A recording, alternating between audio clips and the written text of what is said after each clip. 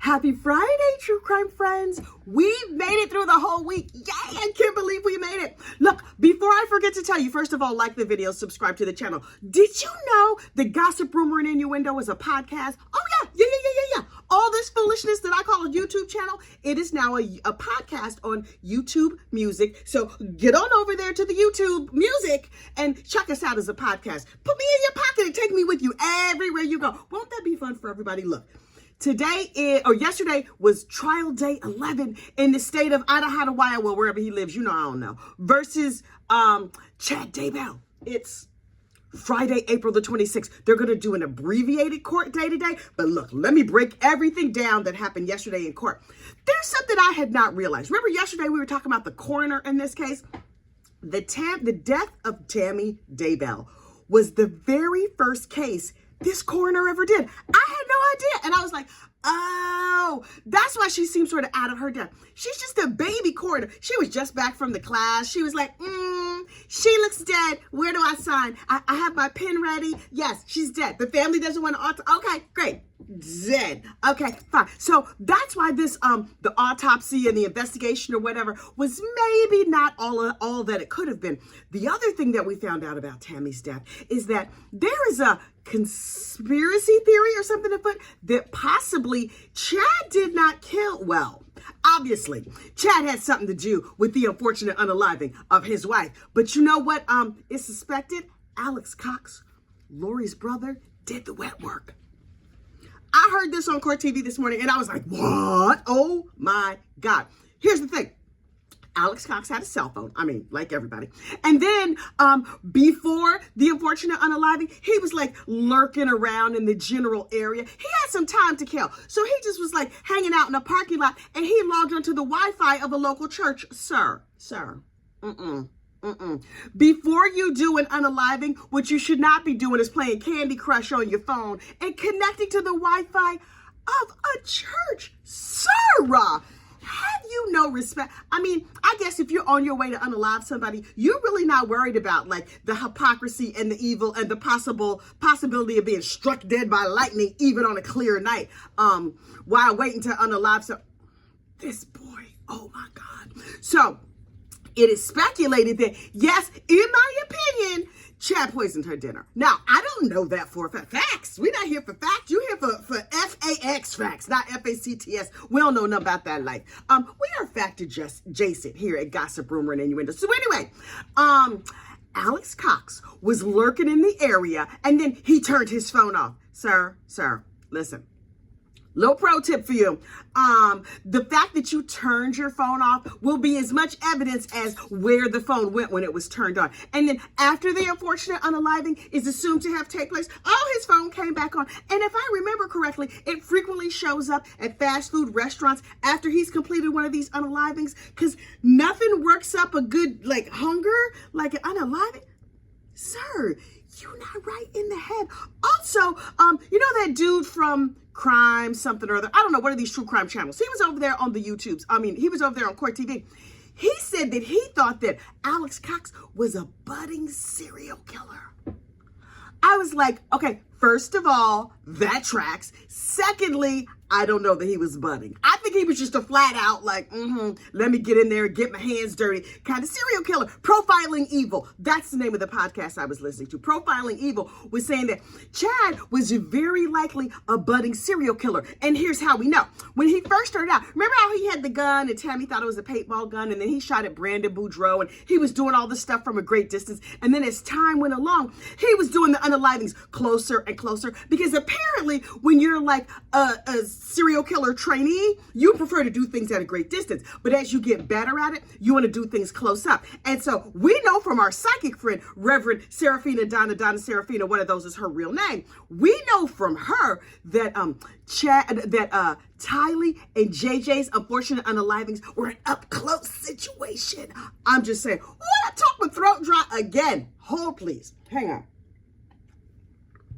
So Alex Cox was like, first of all, Turns out I'm not a very good shot.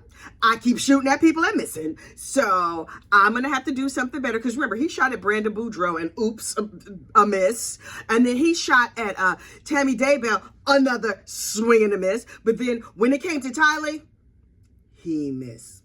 It's terrible. And then JJ, I believe that Lori was in on that one. She literally got her hands dirty, if we believe the psychic. And so then when it came to Tammy, he's like, I'm an old pro with this. Move out of the way, big marshmallow man. I can do her in. Like, the whole situation is terrible. But here's the thing. If Alex Cox did the unfortunate unaliving, he had help. He had help from Chad, and I believe that this little creepy group of people, there was probably more of them. Now listen, we know about all the main characters. If you've been following this trial, all you know about the Melanies and the other Melanie who is weird with her husband, all these other little people. I suspect, again, just because I decided, there was a lot of other people afoot that may have been a part of this. Zulema, I'm looking at you. Melanie Gibbs, I'm looking at you. How come y'all are not charged? Y'all knew things or should have known things. These people. And here's the thing.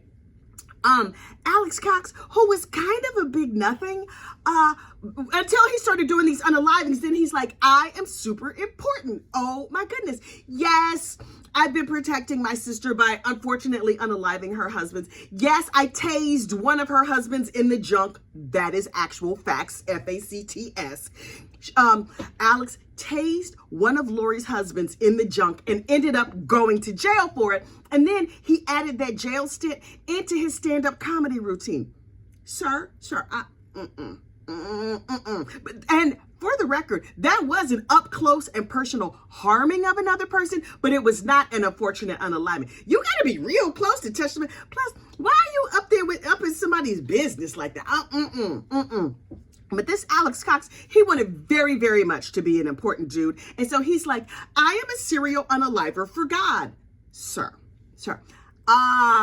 Not sure if you know how the Bible or any other religious book works, but God don't need your help. He just doesn't. Can you imagine God being like, okay, yeah, I made all these trees and stars. I have oceans, no problem. All these animals. You know who I mean? A hapless idiot who can't shoot straight. I'm going to choose that Mama Luke to do my work on earth.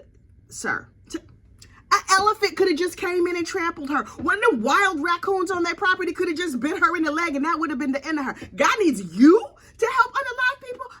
That's going to be a no, sir. That's going to be a no. So, Chad, I keep mixing up these idiots' names. Listen, you've seen one idiot, you've seen them all. But Alex Cox, the up-close personal unaliver, and then in his last day, he is like, dang it, they're going to make me the fall guy. Sir, that's because you've been out here in these true crime streets committing true crimes. So, yeah, you're going to be the fall guy. But don't worry about it. So he unalived himself. Died of natural causes. Okay, natural causes. Sitting on the toilet. Listen, if you're going to unalive yourself, I would think you would do it in a more dignified way than just sitting there on the toilet and you like take whatever and you get a blood clot and it was a whole situation.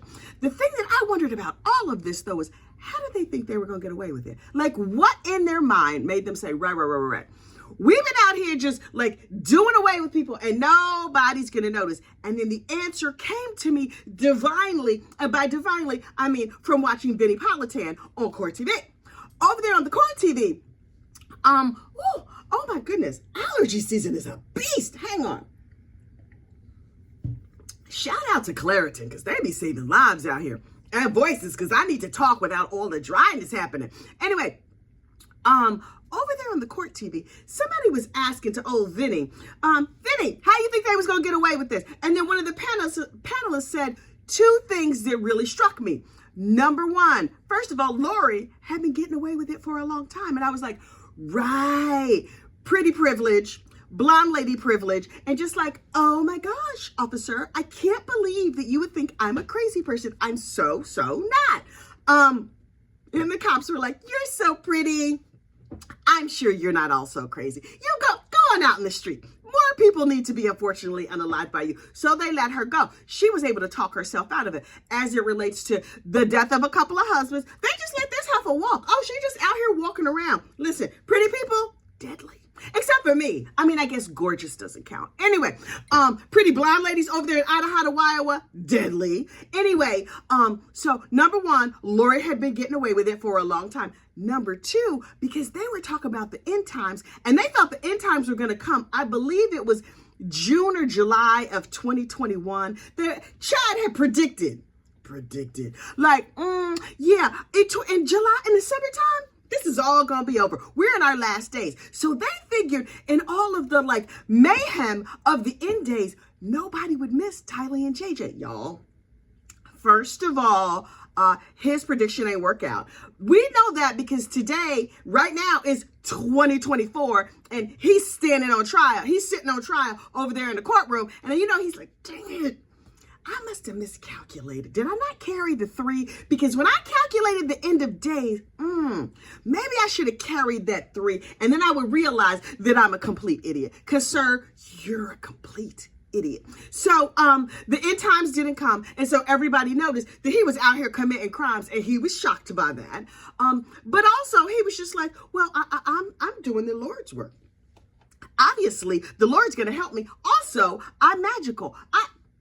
The shocker from trial day 11 is that Chad Daybell's family believed in some of his nonsense. Only to them, they'd probably been living with it for so long, it didn't seem like nonsense. By way of example, in Tammy's emails, she's writing to somebody, I don't know who.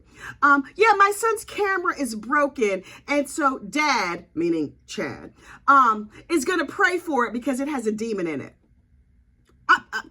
What? Ma'am. Now, to be clear, I don't know how demons work. Did I date some demons back in the day? Probably more than one. But, I don't know that demons inhabit cameras. Do demons like electronics like that? Like, do demons have fingers so they can push a camera button? She was like, Dad's working on it and he's going to cast the spirits out of your camera. What? Okay. That was proof number 1. Number 2, in Tammy's emails, she also was writing to her son, who's away on his Mormon mission in some other country. He's just like, she says to her son, so I was carrying some duck eggs and I tripped over a duck gate. Or she was carrying eggs and she tripped over a duck gate. I have so many questions. Number 1, y'all got ducks? Really? Are they named? I love ducks. Y'all have ducks. She tripped over, or they have some sort of animal that gives eggs, some sort of fowl. She tripped over a duck gate. Do ducks have special gates? Farm community, I need you to help me out here. I did not realize that ducks have particular gates. Ducks have wings. How you gonna keep a duck in with a gate if it has, okay, whatever. She tripped over the duck gate and she had a basket full of eggs. You can eat duck eggs? I have so many questions. Clearly, I'm a city hick because duck eggs? Okay, anyway. So she fell down and she hurt her wrist. She's like, I'm fine, only I hurt my wrist. And it hurt so bad and it could have been much worse. But then Dad prayed over it. So I'm sure that helped to get better. So look, the power of prayer is a Did a demon get in my throat? Wait. Maybe that's why my throat is so dry this morning. It's not allergies and the fact that my Claritin hasn't fully kicked in. Satan, is that you? Chad, I need you to cast it out. Just kidding. He would probably cast the life right out of my body, and I'm not trying to do that. But my throat is exceptionally dry this morning. Oh, I hope that's not Satan. Anyway, although my grandmother said, girl, you got the devil in you. So anyway, she was all like, yeah, I hurt my wrist, but then Dad prayed over it. And I'm sure it would have been worse if Dad had not prayed over it. Maybe the duck eggs, you put it on there and it helps with the, I don't know. I mean, ma'am, maybe that Tylenol you took helped too. I don't understand how she thought. I'm so confused. I have so many questions for these people. Although Tammy is no longer on this mortal coil. And so I cannot ask her, do I have a Ouija board around? I have questions. I cannot for the life of me. And then one of the kids was sending the mama emails like, I have whatever problem or whatever. Can Dad scan my body and tell me what my ratings are? So wait. Emma Daybell, who in my opinion is highly suspect, because I think she gonna get up there and say some evil things about her mama, but we don't know yet. We have to wait till she comes to the stand. Emma Daybell was like, I know my father was not in a cult, because if he was in a cult, then he would have recruited his family in first, and he didn't do that, ma'am. Maybe you're so used to the cult, you don't know it's a cult. Do you still think your daddy's over there casting out devils? Do you think he's predicting the end time? I thought that Emma Daybell might have been funeral potato Mormon, but it turns out I think she might be a better than you Mormon. Listen, inching towards zombie Mormon, although I'm hopeful that all the zombie Mormons are getting locked up. The other thing that we found out about these zombie Mormons is that Julie Rowe, if you follow this case, you know Julie Rowe. She's the one who was writing all these like end time books, and I'm interpreting dream books, and my veil is thin, which means she could reach and to heaven or wherever and talk to whoever she's talking to on the other side. Her church president or something, steak president. I don't know what a steak is. I mean, I had steak the other night for dinner. It was delicious. A nice porterhouse on a salad that my son made. Oh, delish. Anyway, her steak president, not the meat that was on my salad, wrote her a letter and said, an email that was like, Dear Julie Rowe, you have to stop selling them crazy ass books sent. And so she was just like, Dear steak president, I don't own the rights to those books. The rights are owned by the publisher, Chad Daybell. Here's the thing. Those books, those Julie Rowe books were very, very popular, and lots of people were buying them. In fact, I heard what one of Chad Daybell's kids say, that they were a large family. They lived in like a sort of a quiet community. They didn't have a lot of money because he was a sexton over there digging in the graves. And Tammy was like, worked at the school as a school librarian with the Dewey Decimal System and everything. They had never gone out to dinner, like to eat in a restaurant, until after his dad started selling those Julie Rowe books. So I'm like, oh, maybe just Chad had all these weird beliefs. He hooked up with Julie Rowe and was like, my wife knows how to read. You know, I probably really don't. Y'all, I listened to the audiobook version of his book. It was not good. So anyway, he was just like, now that I got all this big Julie Rowe money, hang on, the devil is back in my throat.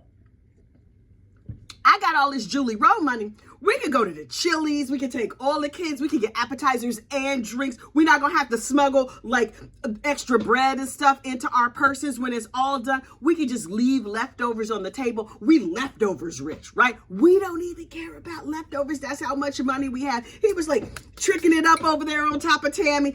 I'm just making stuff up. But anyway, so he had a little money. Julie Rowe's stake president was like, girl, you got to quit. And she was like, you're going to have to talk to Chad. And the stake president was like, okay, I'm going to have Chad's stake president talk to him too, because y'all going to have to cut out this nonsense. Y'all taking plain funeral potato Mormons and turning them into zombie Mormons. And that we will not stand for. The other thing about like sort of the levels of Mormon and what the hierarchy thought of all of this. Oh, the devil. Oh, goodness. Melanie Gibb was saying that, like, I want to testify in the trial, but I don't want to do anything that would harm the church. Ma'am, let me help you here. You testifying is not what's harming the church. That's not where the problem lies. I think you have misjudged the situation. The part where you're harming the church is where you're participating in the unaliving of children and their burial in the backyard and then lying to the police and hiding to cover it up. So in case you were confused, it's not the testifying that's the problem. I think you've sort of miscalculated and misjudged. So I'm going to need you to go back and just sort of like reconfigure whatever and then come to the understanding that heifer, you belong in jail. Is Melanie Gibb going to be arrested? The likelihood is no. I don't think they have all the goods on her, but it was a whole bunch of people lurking around in this little cult who was doing things. And I was just like, The more you learn about the story, the more you know you don't know. There's a whole bunch of pieces of it that I'm not entirely certain of, but you know what I found out yesterday? Colby J. Ryan, Lori Vallow's son. He, my friends, is a funeral potato Mormon. Sweet, kind. He's a white, I don't know him personally, but from what I've seen on the YouTubes and on the internet and his phone calls or whatever, he seems like an amazingly decent guy. You know what else he has? A wife, 2 daughters, and a YouTube channel. Oh, yes. Al brought me think you're going to like this. And brought his YouTube channel right here to my phone. And so I'm sitting here this morning minding my business, and I watched the gender reveal from him and his wife. They're having a little baby. I'm not going to tell you what they have. You have to go watch Colby Ryan's video to see what baby they're having or what that baby will be assigned at birth. I don't know all the politics around all of that stuff these days, but I'm telling you, his very cute wife is pregnant. Oh my God, that little Colby could not be more adorable. Here's the thing. I like Colby's channel. I have subscribed to his channel. I will be following his progress. This young man deserves a beautiful, happy life, and I want nothing more than that for him. Now, he is, like I said, a funeral potato Mormon. And I'm not sure what direction his channel's gonna go in yet. If it gets too preachy, I might be out. But the fact that he's over there like, Jesus is sending me an email or whatever right now, I don't remember. He kept saying, he mentioned Jesus like 12 times in his message, and I was like, what kind of channel am I watching? I'm not sure. I'm not down with the whole proselytizing thing, but that's just a me thing. It don't have to be a you thing. So if it gets too like preachy, I'm gonna be out. But for now, congratulations, Colby Ryan. I love babies. Not to be brought to my house. No, thank you. And if you have a baby, I don't need to hold it. People are like, do you want to hold my baby? No, thank you. I can see him from here. Thank you. So you can just send me a picture. That's good. And when somebody has a baby, like, do you want to come and meet the baby? What me and this baby gonna do? Hang out, have tea, gossip about the neighbor? No, I don't need to come and meet your baby. When your baby can walk and put on their own shoes, and me and this baby can go chill. But until then, I mean, I like babies. I'll help you with your baby, but solo babysitting, no thank you. Nope. Once they can walk, hold their own bottle, I'm good. Now, my grandkids, child, that's another story entirely. Because those are my baby. That's my flesh blood. Nope. That's a whole other situation. But your baby is really cute. Keep him over there. Especially if he got little stinky diapers. So no, thank you. Nope. You know what else I need you to do? Have a fantastic weekend. Wait, before I forget. I'm thinking, I had planned to do more lives this month, and then the month got away from me. I've been so busy. I have a charity event tomorrow. Child life is busy. But I'm hoping to do a YouTube live this weekend, so keep your eyes and ears out. I don't know when I'm going to have the bandwidth or the capacity. My son said to me the other day, we talking about something. He said, I have a large social battery. Oh, my child, you think I could talk? That boy, oh, sweet Jesus, he talked me under the table. I don't know where he gets that from. But the way my social battery works is like, I'm social, I'm done. And once I'm done, don't talk to me, don't look at me. Like, I have to totally shut down and then just like let the energy build back up. And it might take a day, it might take a week. It just takes a little time for me to build back up. Normally I build back up by going over to the Target and just walking around and looking in every aisle and just like recharging. Sometimes it's the supermarket, sometimes it's the Costco. Periodically it's the Lowe's or the Home Depot. Oh, I love a Home Depot. The gardening center, the plumbing section. Anyway, so I have to see where my social battery is. My son keeps talking about he wants a YouTube channel, so maybe I'll bring him on and we can let his social battery run out a little bit. Cause child, that boy can talk. Woo! It's clearly not genetic, cause you know me. I'm so quiet. Anyway, I would like you to look for my podcast over there on YouTube Music, like this video, subscribe to the channel, and you have a fantastic day. I'll see you soon. Bye. Wait, I was done making this video. I was just about to upload it, and then I realized there is one thing that I forgot to mention. Chad Daybell married Lori Vallow Daybell 3 days after his wife died. I'm sorry, what? He did what? 3 days? No, not after she died. 3 days after her funeral. 3 days? The way I would haunt my husband. 3 days? Not even 3 weeks. No. 11 days after the death. 3 days after the funeral. How is Tammy not haunting? Maybe that's how they got caught. Because Tammy is just haunting there behind. 3 days? 3 days. The unmitigated gall. It is almost too much for me. Let me tell you something. I am married to a wonderful man. He is a saint. You know how I know he's a saint? Because he puts up with my crazy behind. And child, I am a lot. Y'all are like, oh, I wish wish I was your neighbor. We should have tea. And that's all great. I would love to have tea with all of y'all, truth be told. You come to town, child, you let me know because we can have a cup of tea. I've had a cup of tea. I've gone to the park. I've gone on walks with several members that I've met on this YouTube channel, and I love it, love it, love it. It's my favorite thing in all the world. But living with me, child, it's a lot. It is a lot. And so my husband, who has been with me for 20 some odd years, we got together in 2001. You do the math on that. We've known each other since 1998. That's a long time. And he still really, really likes me. I really, really, really love this man. He has my whole heart. And if somebody unfortunately unalives me, which based on my attitude in general is a decent possibility, I would hope that he would find new love. He would go on with his life and continue to live a beautiful, fabulous life. You know when that can't happen? 3 days after my funeral. Unless my funeral is a year after I die. No, you're not getting married 3 days after my funeral. I'm going to be up in the funeral haunting things. I'm going to push the cake over. I'm going to make that heifer trip as she walks down the aisle 3 days after my funeral. What? I'm sweating just 3 days after the funeral. The level of disrespect is too much for me. I can't take it. I can't do it. Tammy girl, if you were within the sound of my voice, and since you're a spirit, you could be everywhere, but you're probably over there talking to Emma like, heifer, don't get up on this stand and talk crazy about me. I'm just saying, Tammy, haunt them. Maybe that's how Lori got convicted. And then Lori, in her trial, when she got sentenced, she was like, my friend, Lori Vallow Daybell, I will be in the celestial kingdom with a pillow over her face.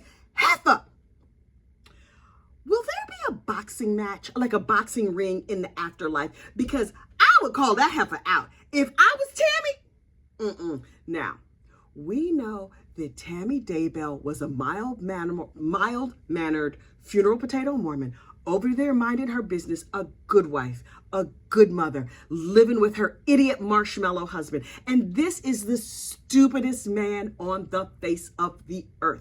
When it comes to stupid, he stands head and shoulders above nearly all others. But she loved that man and was with him and was by his side, even though he's clearly a complete idiot. I mean, this woman is a saint. Do Mormons have saints? Because if they have saints, Saint Tammy qualifies for staying with this idiot. And he's over here like, it's a devil in the camera and scan my body and see what percentage I'm at. And she stayed with him. She should have been smothering him. It should not have gone the other way around. Tammy should have smothered that idiot in his sleep, although I can see her jumping on top of him with a pillow over his face and like him thrashing around and all the dough getting all over her because he's so doggone doughy. Oh, I can't stand him. I can hardly wait till he gets convicted. Listen, when they get to the other side of glory, and I believe that this gentleman is going to get, I believe that Chad Daybell is going to get the death penalty. Now, do I know that? No, absolutely not. I don't know nothing about nothing. But when he goes to the other side of glory, right, I had the distinct feeling that he and Tammy not going to be in the same place. Tammy, oh, she's clearly in like the best neighborhoods in heaven where there's mansions and valet service and the endless heaven buffet. Oh, yes, child, she is up there eating some key lime pie right now. She's like, is there brisket? Are there Mormon funeral potatoes made with all fresh and homemade ingredients that are organic? Yes, please. She's doing all the best things. Chad, not so much. But because she's in the concierge section of heaven, I hope that when he goes to Hades, she can send him a message that is just a selfie of her with her new hot boyfriend eating some Mormon funeral potatoes made with all fresh ingredients. I just 3 days. How you get married 3 days after your wedding? And what do your friends and family say? The fact that Emma became friends with her new stepmother, he married this lady 3 days after your mama died? She should have popped a cap right in his behind on the strength of my mama just died, and here you are with this new trollop. I bet you I'm not. Oh, this whole thing made me something. When I saw that he got married 3 days later. 3 days later, sir. You know how I know he's going to be convicted? Because there's regular humans on that jury. The state ain't have to lay out no other evidence at all. Not the life insurance, not the cell phone pings, not the fact that he's a horrible human being, not the fact that he sits there like a statue with his big stupid face, all doughy and ridiculous, pretending to cry when they mentioned Tammy's death. He was like, oh, his lawyer tapped him and he's like, oh, is this now when I'm supposed to cry? Let me fold this napkin into a discreet triangle like I'm a real housewife and I'm gonna dab ever so gently because there's no real tears. Did anybody spot a real tear when the coroner was talking about Tammy and he looked like he wasn't crying. He's evil behind. Oh, I can't stand him. Anyway, I was about to upload this video and I saw that note and I realized I forgot to mention the fact that they got married 3 days after Tammy's funeral. And why was he not struck dead on the spot? No. Maybe this is the better outcome. He gets a taste of glory. He got a taste of uncovered boobies with that evil trollop, Lori Vallow Daybell. They was together for like 3 weeks, 3 months, a very short period of time before the popo showed up and was like, hello, where them kids at? Where them guys? I see you in Hawaii. I see you with your wife in her little cute turquoise bikini or whatever. Where them kids at? Where them kids at? Y'all going to jail. And he was like, wait. Actually, I think this is the better outcome. Slow motion destruction, right? That woman gave you, Tammy, 20 years of her life, her best years. She bore you 5 children, including that evil heifer who's probably gonna get up on the stand and talk trash about her, Emma. Anyway, this woman bore you all these children for your 2 minutes with the trollop who, listen, let's just, let us just touch and agree. We know her kitty is feral. Oh, we know Lori Vallow, she does backflips. She sticks the landing. She's doing the whatever. She probably lets him do it I'm just saying. He all up in the no place. He like, I never did it like this before. Oh my God.